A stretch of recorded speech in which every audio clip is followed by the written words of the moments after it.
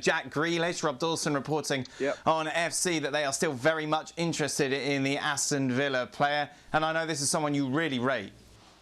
Yeah, there's been a lot of comparisons in terms of signing a player. You know, James Maddison at Leicester and Jack Grealish at Aston Villa. Now, they're slightly different in the way they play, but effectively they're both a couple of guys that can open up a defence, and you could call them playmakers.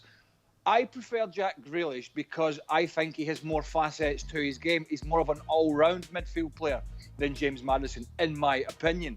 He can tackle, he can track back, he can do the defensive side of the game if needed. Plus, he's a very clever player on the ball. His ball retention is excellent, and his eye for a pass is very, very good. I would not be surprised if United and others go after this player because I'm a big fan and I don't think I'm alone out there.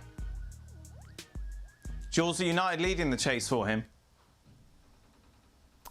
Yes, I believe so. And again, we thought that when he had that little incident during the lockdown and going out and stuff like that, that maybe would have dampened a bit the interest, but actually no. And I think he shouldn't either. He made a mistake. It can happen. I think he will learn from it and move on. And for United, like Craig said, it would be a great signing. It's exactly the kind of player that they need. And I think on that level, they should sign him, yeah. Craig, we had Mark Ogden yesterday talking about his article in which he wrote about Jadon Sancho or Harry Kane, the big choice for Manchester United. If it was as simple as that, who would you choose? I would go for Harry Kane because I've stated last week on this show that I think United need to make some big statements. Now, you know, are you going to have to pay big bucks? Yes. Is there going to be a sell on at the end of it? Probably not. But you're going to get, if injury-free, and I know he's had his problems, 4 or 5 years of one of the best natural strikers on the planet.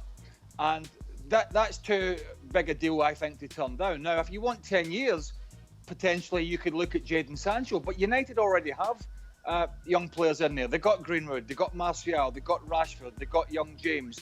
So they have youngsters in and around the squad already. Yeah, they would love to get both players, but I think if you want to make a statement and you need somebody to lead the line, and I've said it before, if you can't get Robert Lewandowski and that's not happening, you go for Harry Kane and you make a statement.